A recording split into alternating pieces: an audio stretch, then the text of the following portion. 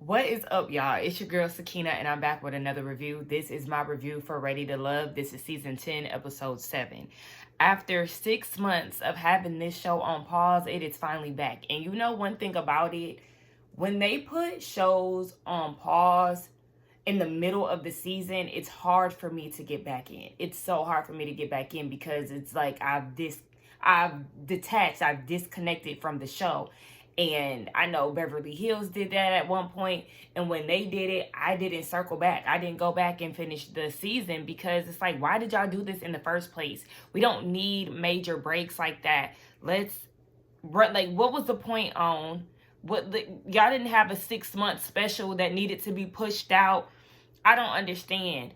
But anyway, we're back, and I'm doing a double recap because it came out last Friday and I didn't have the interest to jump back in. And it's funny because I have been saying, oh my gosh, I miss Ready to Love, I miss Ready to Love, and now that it's out,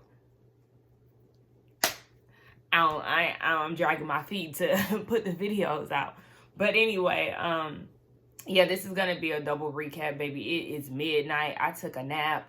I woke up and was just like, all right, well, let me, get in the shower, get myself together, and then we're gonna do Ready to Love because this week is gonna be pretty busy for me.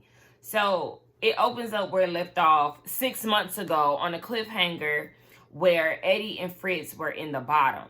So both of the men end up getting sent home, and do y'all remember it being like that? Do y'all remember?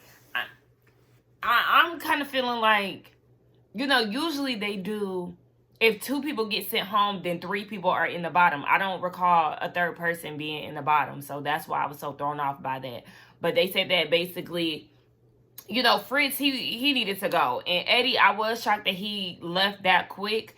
But, I guess all of that swinging and, caping that the ladies was doing for both of the men didn't work because they both got sent home. I'm happy about that. Anyway, it's the men's week to send a woman home, and the task is for them to meet the exes. I say ain't nobody has a solid connection outside of Taye and Cisco, but we mean exes already. Okay. First up is Angie and Hussein. I feel like I gotta insert pictures because it's been so long, but he's being introduced to her baby dad, and I'm like, baby dad?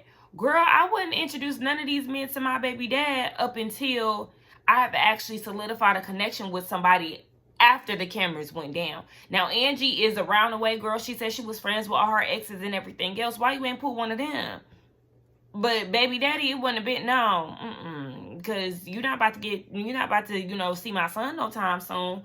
But whatever. Hussein wanted to know why they parted ways, and they said that it was really due to communication. Her baby dad was saying that basically she was always trying to take the lead. When she went into labor, she drove to the hospital. She wouldn't let him do it. And so Hussein is like, I understand, you might want to take charge sometimes, but let the man be a man and all of this. So that's what he took away from the situation. Like, yeah, Angie, girl, in labor and you driving? No, thank you. Actually, you drive. I'm not doing all of that. I don't want to drive when I'm cramping. We're not even 10 minutes into the episode, and here we go with the bull. So, Kiara is meeting up with her ex. Now, this ex is somebody that she grew up with, and they tried to date, but it didn't work out, so they were just better off as friends. Jay comes in need of a haircut still. It's been 6 months. Look, I'm acting like this is real time. It's been 6 months and he still ain't cut his hair. But he comes in and, he wants to know about the connection between the two of them. And so the ex is saying that Kiara had a crush on him when she was younger, but she was not old enough. And so once she got of age, then he hopped on it. Predator. Because what? Just like Jay said, so y'all are 9 years apart, and you was looking at her when she was young. You kept your eye out. You waited it out. Yeah, disgusting. Because why would you even looking at that girl like that if y'all had damn near a 10-year age gap? You had no business looking at her like that. Okay, so then the ex wants to know about Kiara and Jay's connection. And Jay is like, I mean, I'm really trying to figure out what's going on here because you have more insight on who she was before, I came into the picture. And so, but Jay is like, I really like her. She's beautiful. I love the bougie. And the ex tried to like water her down. I ain't into that bougie stuff. I knew that word before she even knew what it was. And like what? When I knew her, she was, what he say? He said she was a humble servant. Oh, absolutely not. Now she did say that she was heavily into the church, but he was trying to play it. A humble servant. You trying to humble her, one, and then two, talking about she was churchy or something like that, and like was winking, kind of like she used to be a church girl turned hoe or something. Like, I don't know what that was about, but it was definitely some shady undertones, and Jay caught it, and so did Kiara. So he was like, at the end of the day, I just want to see her happy, even if it's not with me. I can't stand when people do that. That's really a dagger to me. When you have a crush on somebody, that just never goes away. Give it up. She ain't into you. She friend zoned you. You coming on this platform trying to sabotage her situation or like make her look at you any differently. It's not going to work. Hang it up. You too grown for that shit, and you honestly lame as hell. So, girl, no ma'am. But this also has Jay questioning what's going on with Kiara. Like, this your ex, this your friend. Like, why do you want this guy around? And he like, look, I'm not about to have no type of issues with this dude. And I understand that because she's saying that she constantly has to remind him that they're just friends. But why is he always feeling like he wants to, cross the line? Why? Like, look at how he just tried to sabotage your situation. This is not a friend. This is literally somebody who is willing to wait, as he said. So, girl, you might need to cut the cord with him. He wasn't a good person to bring on here. So Sahara and Cam, they go out, but he notices that she doesn't have a man with her. And so we learned that she doesn't have any exes, and the one that she did have passed away, and he was like her best friend. So, they're just using this time to really get to know each other. This made Cam feel a little bad for her and was wondering who's really there for her. And so she said that her ex was really rough when it came down to her. And she was like, I can take it, but at the same time, I'm a woman at the end of the day. And so she's like, I need to start acting like a damsel in distress so y'all can see me and, be soft to me. And he was like, no, you actually need a man who is going to accept you and be soft with you, period. I said, exactly, Cam. And so he, this is making him closer to her. But when she was like, she's the type of person that loves unconditionally, and really there's nothing you can do to get her to leave you. Full stop. Because, yeah, it's like, I feel like kids, okay, loving them unconditionally, absolutely. Partners, conditions, okay? It's going to have to be some conditions around this motherfucker, okay? No, you can't just be going for any and everything and accepting people's bull, because I feel like that plays into your self-esteem, and they know that they can get over on you, and they will continue to do so. Why should it have to take so much for a person? What's your breaking point? That would have been my question. If you love so unconditionally, and it, no matter what, you see the good in people or whatever the case it is, it's just like, what's your breaking point? If that's the case, why are you single today? Did they break up with you? Are the men leaving you because you just simply won't tap out? No, ma'am. Because that, in my head just now, that sounds like one of those girls who is going to go through hell and like wear the ring when he finally proposes as a badge of honor, because y'all went through so much together. He's put you through so much. You deserve this ring because you loved him unconditionally. Girl. No, ma'am. So, what's her name? I forgot the lady name. Chenise. She is introducing her ex to Cisco. He not sweating today, so I guess it has some AC in the building. Now, her and the ex, they met in college. They didn't work out because Chenise was very ambitious and she was traveling a lot, and he just wasn't there at that time. It was kind of like, just bad timing between the two of them, but they remained friends. And so he's like, Chenise is a very authentic person, and Cisco seconds that. He's like, yeah, she absolutely is. I love her spirituality as well. She can tell when I'm down and she just wants to pray for me. And he really loves that about her. And so he was like, yeah, I made a few connections and she's definitely one of them. So Chenise is like, he said a few. Like, who was that? She's talking to her ex. And so he brings up, Cisco brings up Taye. And the ex wanted to know more. He was like, what she look like? Is she cute? And Chenise was like, yeah, she cute. So then Cisco puts emphasis on, no, actually, she's beautiful. And kind of felt like Chenise was trying to throw shade or like, be shady with the comment. And for me, I don't think that she was trying to be, jealous or shady at all. She answered the question. Taye is a pretty girl. You didn't have to take it a step further. You didn't have to do that. You honestly didn't even have to mention your other connections. So the fact that he got a little, he felt some type of way about that, I just felt like, okay, you want to be over there with Taye and do that. But honestly, even though I feel like some of Chenise's moves are a bit thirsty, he is more her speed because she came from homelessness and humble beginnings as well. And I feel like she would be more understanding of his situation versus Taye. He don't need to be on this show regardless of whatever, but it's just like, you and your sweat stains can move along. Chenise, I wouldn't even pay attention to that because he was like, I could bring up Fritz too. Okay. But that's not what I get what he was saying, but I just feel like he's the one who brought up the other options. Do y'all understand what I'm saying? Do y'all side more with him? Let me know. So Rose has Hussein and Cam go meet her ex. Now, this ex is somebody that she had been friends with for 13 years prior, and they had dated a year beforehand. The only reason why they didn't work out was because he had 3 kids and he just didn't have enough time. For Hussein, he felt like, them being friends, that's not an issue for him because he feels like, you should have friendships. But as long as they keep it there, then, he's good.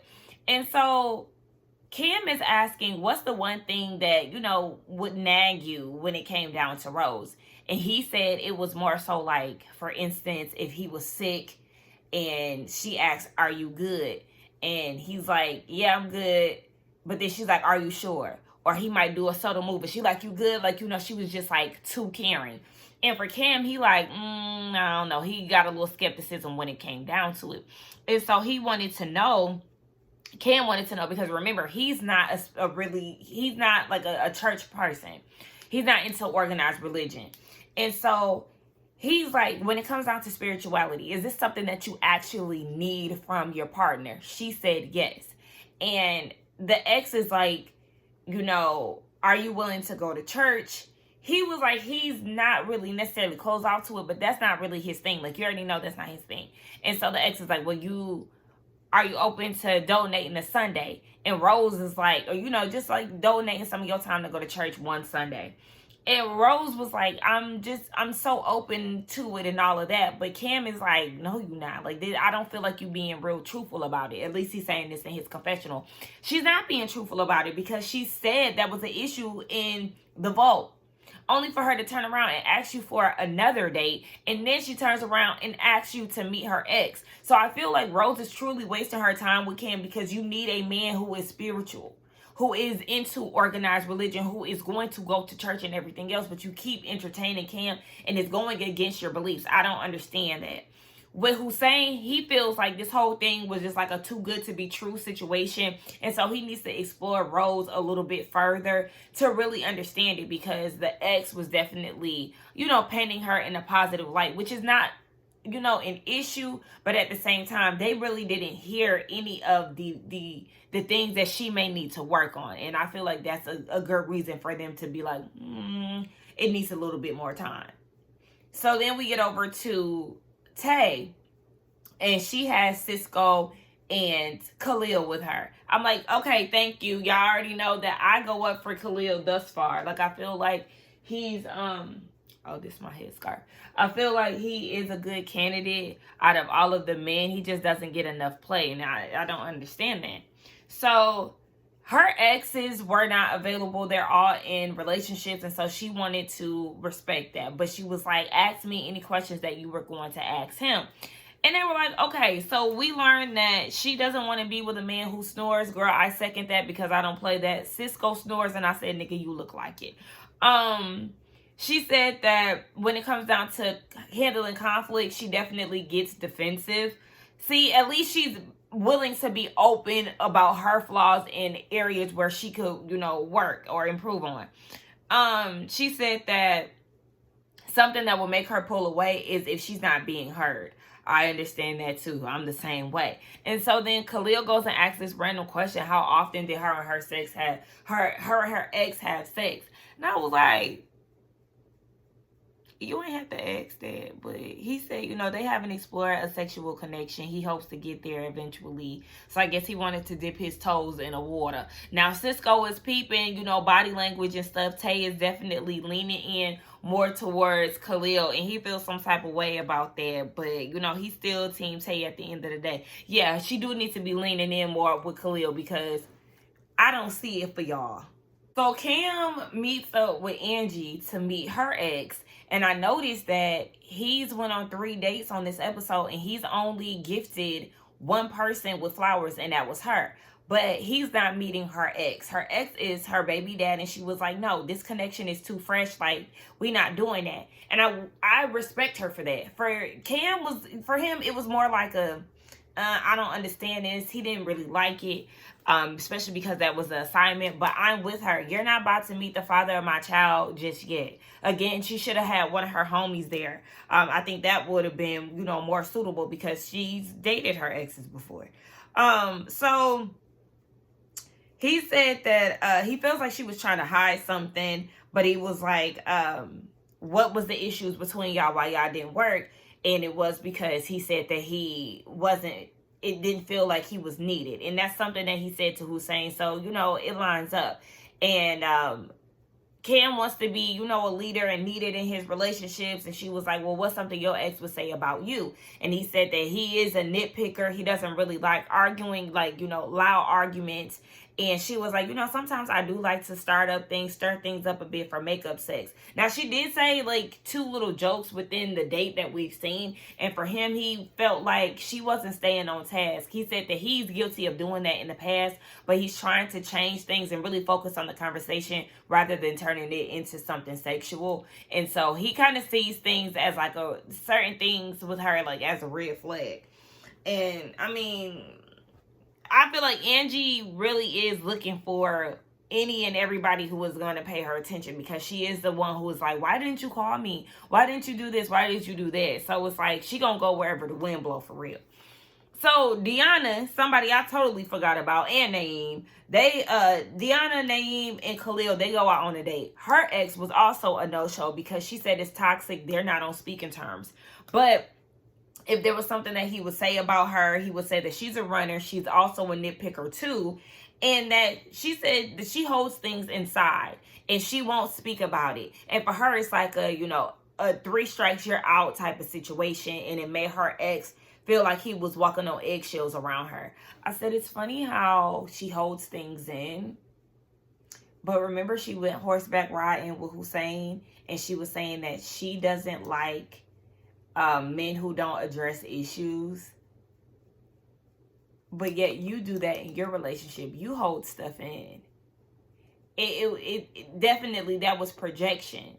And then you go as far as saying that when you're at work, you don't like to talk because you climbing up trees and putting out fires and stuff. You have an issue around communication.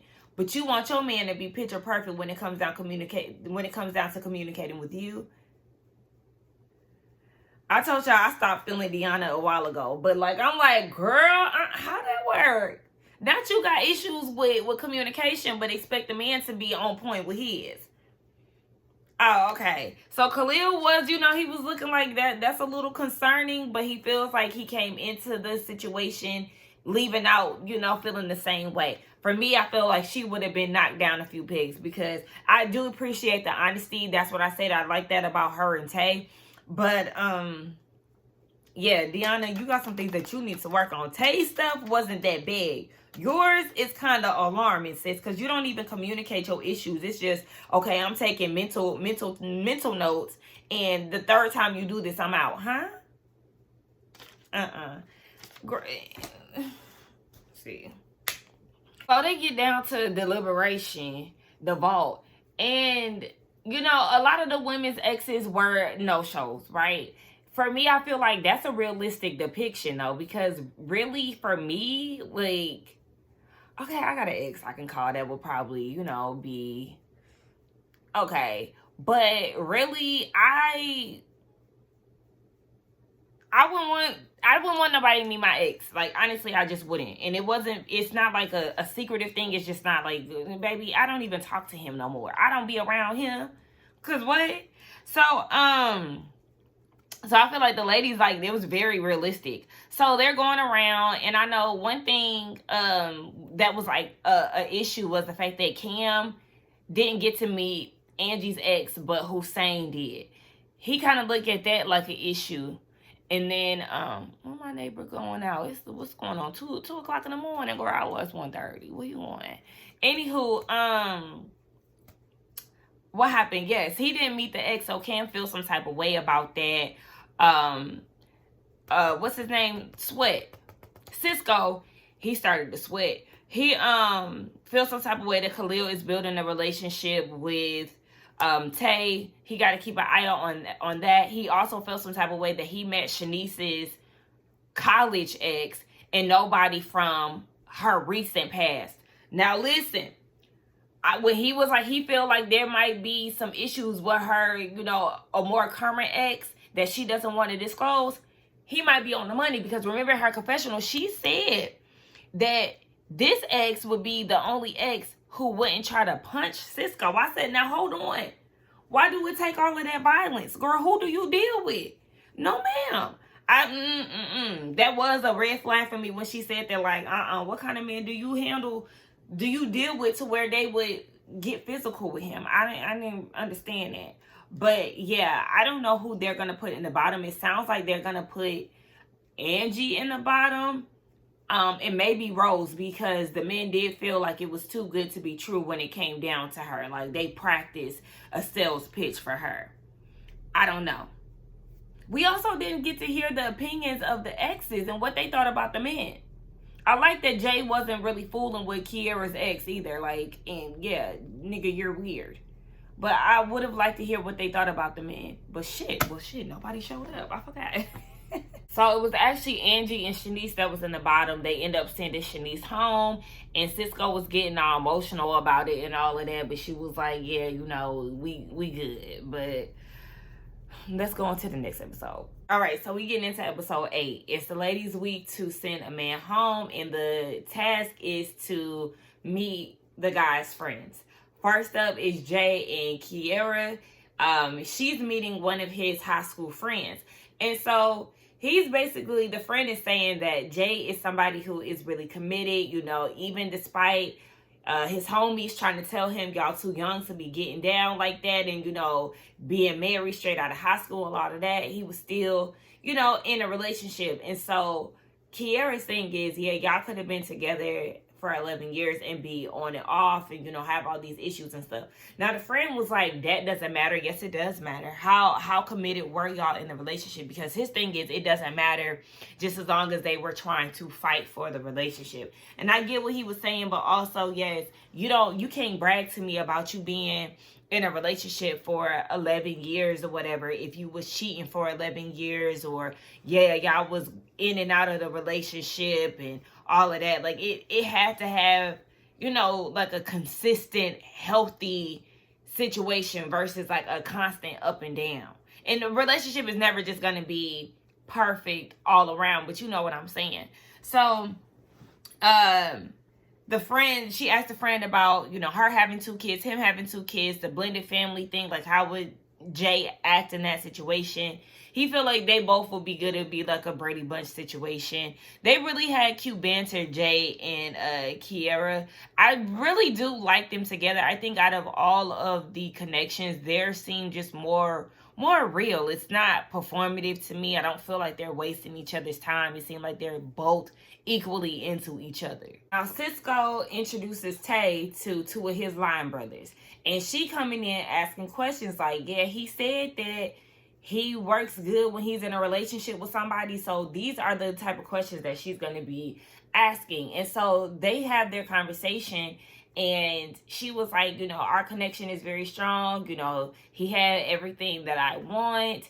And he chimes in and was like, yeah, everything except for a car. And she was like, yeah, you know, that was something that took me aback. You know, his situation, he was open and honest about it. And his friends was like, yeah, he was really hurt by that. Okay. He was hurt by it, and she was taken aback. So she had to process the whole thing.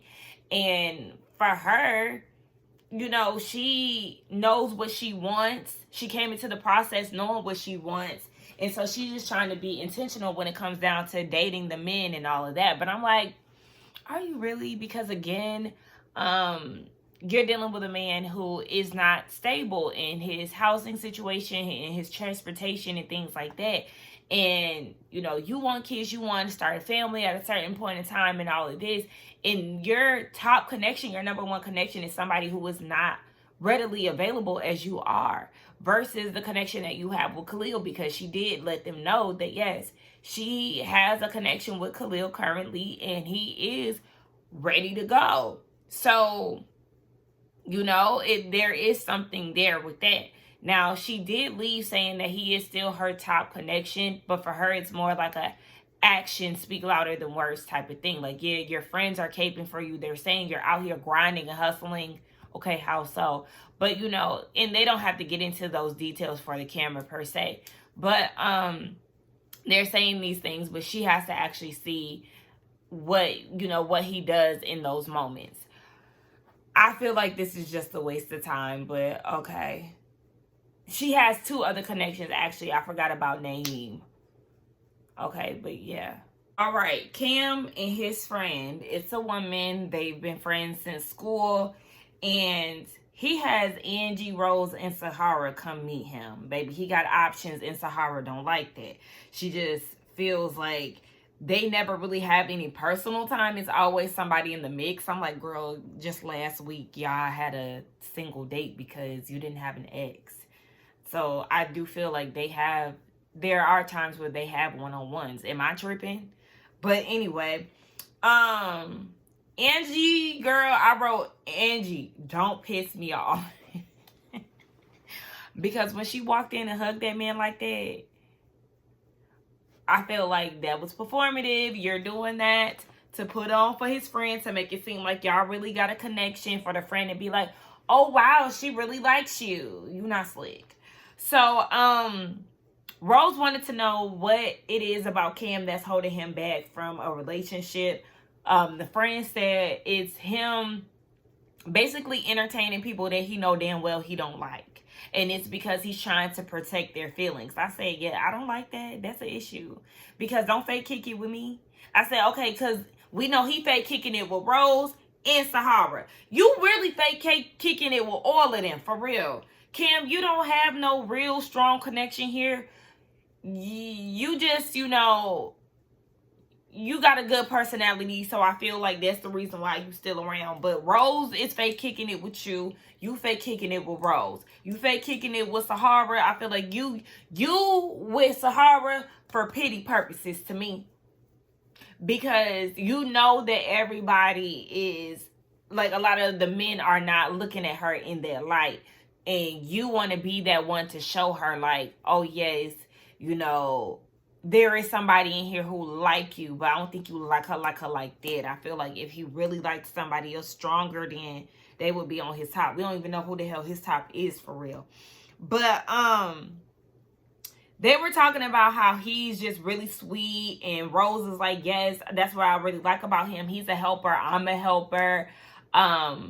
And he was like, yeah, you know, I really want to lead and protect or something, he said. And that was like, red bean, red flag. Something set off an alert for Angie. She was like, there go that leader word again. She's not used to that. And so she's not really too fond of the word. She said that, what she say? They said something about some help. And Angie was like, what if I don't want help? And the friend was like, girl, he gonna step in regardless. And at first I was like, Angie, girl, shut up. What's the point? Like, if you don't want help in your relationship, then what's the point? But then also, I seen a lot of myself in her. And I had to retract, and I had to, like, really back a little bit, because I'm like that too. Like, I like a helping man, a contributor. You know, if you want to lead in certain situations, yeah, but I also feel like that lead thing can lead to control. Like, you can't control me. You don't get the final say. Like, this is a partnership. So I can see her reservations with that, especially because she came from a controlling situation. And even with her coming from a controlling situation, I forgot to mention this in the last episode, was her, because remember she said like her ex-husband was controlling. Was that her baby dad, or was that a separate person? I would like to know that. But she is not really into that, and I'm not either. Like, there was this guy, I went grocery shopping. Remember the guy I told y'all who got multiple wives? Yeah, him. This is before I found out that he was married. I had went to 6 different stores in one day to go grocery shopping, because that's when I had got my teeth pulled and all of that. I was out of town. Like, I didn't have any groceries because I was just down for like 3 weeks. So I did all of the shopping that I typically would do in one day, and I went to 6 different stores. And he was like, damn, 6 different stores is crazy. I'm gonna have to help you. And I literally said, who said I need help? That was my response, because I don't need no damn help. I know how to grocery shop. I don't need you to step in. This was a one-off situation, and I ain't asked for no help. So back the hell up. So it was just like, I get exactly where she's coming from, because I'm the same way. But Rose, motherfucking Rose. She was like, I like to take care of my man, and I like him to take care of me. You know, I'm a nurturer. Are you ready for that? It's just something about Rose and her always, you know, I take care. I do this. I'm going to do this for my man. Girl, do it. It just kind of screams pick me, though. I'm not even going to hold you. And that's the reason why I be looking at her like, girl. Okay. Anyway, Sahara told Cam he need to choose wisely at the end of the day. And girl, just like I said earlier on, he wasting all y'all time. So then we get over to Khalil, and he introduces his friend to Taye and Deanna. Deanna says she's trying to be more intentional because Eddie is gone, and so now she has to really, you know, put in more effort to get to know the other men. His friend asked if he was ready for a relationship or something. Like, I think one of the girls asked if he was ready for a relationship. And he is. And within the relationship, he's really cool. He don't really like drama too much. So he likes to be very even keel. And Deanna was like, when I'm in a relationship, I don't nag you a lot. If you at work and I don't hear from you, as long as I trust you, like, I'm not tripping off of that. And Taye was like, well, see, it's different for me. I need communication. I want to hear about your day. I want to know that you thinking of me and stuff. And Khalil was like, yeah, I'd rather have a person. I know I just scratched my head and then doing this. It felt like something was on my lip. But what happened? Yeah, Khalil was like, he'd rather have a clingy person versus, you know, somebody who isn't, you know, communicative, isn't checking in, isn't calling him. He doesn't want like a one-sided relationship, basically. And Taye likes to hear that. Deanna, that blonde wig debut? No, ma'am. I love you with your blonde shortcut. This wig looks crazy. But she said that she is learning that Khalil is more of an affectionate person, and she can compromise with that because they have a lot of things in common. And those lot of things in common were the fact that they like the gym and they both like to travel. Okay. So Naim introduces his friend to Deanna and Taye. So they on another date together, the two girls. And for Deanna, she is really concerned with the fact that he has 5 kids. So she wanted to know what type of women. Oh, That's a dog. But yeah, she wants to know what type of women does he date. And the friend was like, you have to be really good with kids. You know, you have to love kids in order for him to really be, I guess, attracted to you or whatever. And she was like, yeah, he does have a lot of kids. Both Taye and Deanna, they want kids for themselves. And it's like, you already got 5. So how that work? And his friend talking about me and my wife, we got 7 kids. Well, child, listen. Is it about one person? Outside of that, Deanna said that she had a situation where it was like that. It was too many personalities. It just was, you know, a lot for her to really get, a lot for her to really get into. And I understand that, because though I don't have this situation for myself, my brother has 3 baby moms. And I tell him all the time, you having 3 different women, that's 3 different sets of families, 3 different personalities, because we're not just dealing with the mom. We're dealing with the mom, the grandmas, the granddads. We're dealing with their siblings. We're dealing with 3 different sets of families, 3 different personalities. The moms all have 3 different personalities. It's a lot to deal with. I totally understand where she's coming from, baby. It's too many personalities. It's too much. It's too much. It's too many people in the pot. Get out. And so then Taye wanted to ask what was something that Naim needed to work on. The friend said he needed to work on his trust in women, and that really comes from when the relationship starts to get serious, he shies away or he sabotages. And Taye was like, yes, well, I wanted to know why you did not marry any of the 3 baby moms that you have. He said the first one, they both was just, you know, young and wild. The second one, he was a street dude. She wasn't in that life. And so he had to be different for her. He really didn't know how to, you know, handle that. And then the third one, he ended up cheating. And that's when he had to step back and really, you know, reevaluate stuff, make some changes and all of that. Taye now has reservations knowing that he's a cheater, because she thinks once a cheater, always a cheater. She's been there, done that. And so it's like, yeah. I mean, listen, I feel like majority of the men that, you know, we encounter have definitely cheated. So I feel like don't be shocked when you hear one of them say that, because are we surprised, really? But again, see, because then you have Deanna and Taye being concerned about this man having 5 kids and all of this. Why is he on the show? The vetting process has to get better with Ready to Love. It has to get better, because why are you putting these women who have no kids in a situation where they're getting to know a man with 5 and 3 baby moms? Why are you putting women in situations where they are established in their careers, they're stable and everything else, and then you go and cast a man who doesn't have a car, isn't living by himself? What, like, why is this the options for the ladies? Like, come on, this is crazy. We need to do better for the black girls, the black women, because this is crazy. Like, when Deanna was saying that in her confessional, I'm like, see, she shouldn't even have to worry about this, worrying about having a issue with a man that has 5 kids when he was chose to be on the dating show. Like, what? Hussein introduces his friends to Rose and Angie. Rose gets there first. Rose looked good. Like I told y'all, she's the best dressed out of all of the ladies. She always shows up being, you know, being fashionable and cute. I think the only thing that I have to say about Rose, her eyebrow color needs to match her hair. Like, it's like a clear brown compared to her hair color. A clear brown, I'm just saying, like it's obviously brown. It's not even like a dark brown. So she mentions that Hussein takes a while to respond. Like, that's the issue that she has with him. And she wants him to be better with his communication. So, one of the friends wanted to know how she is in the bedroom, respectfully. I don't care if you put respectfully in there or not. Inappropriate. You don't need to know how she is in the bedroom. She's not here to please you.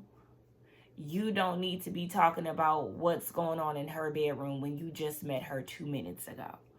And so she said she's open to anything outside of adding a third party.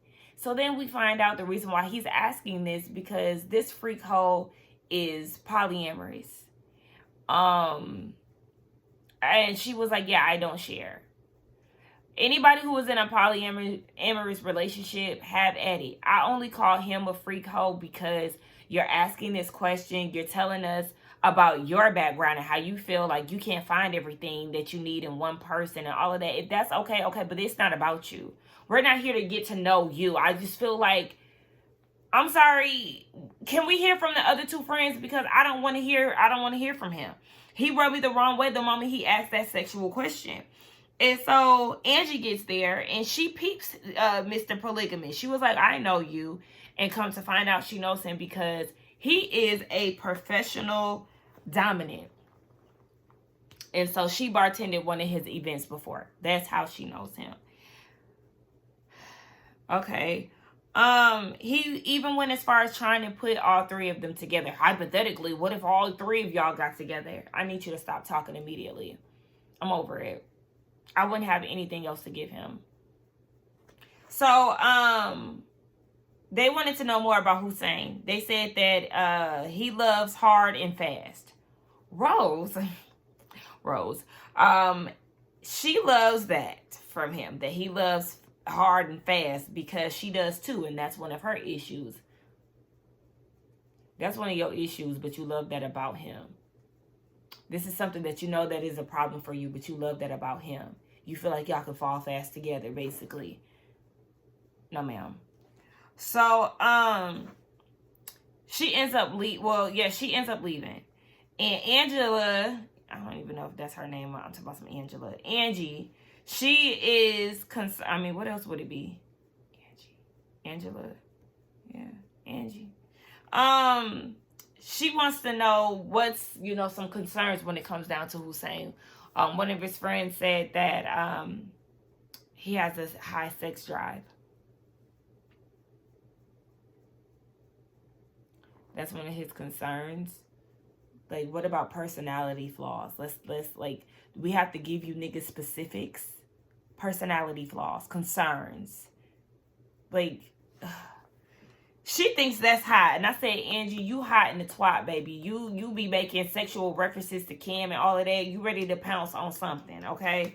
And she wants to know what his best quality is. He's dependable. If you ever need him, he's only one phone call away. She was like, oh, word? Because he don't be answering my calls.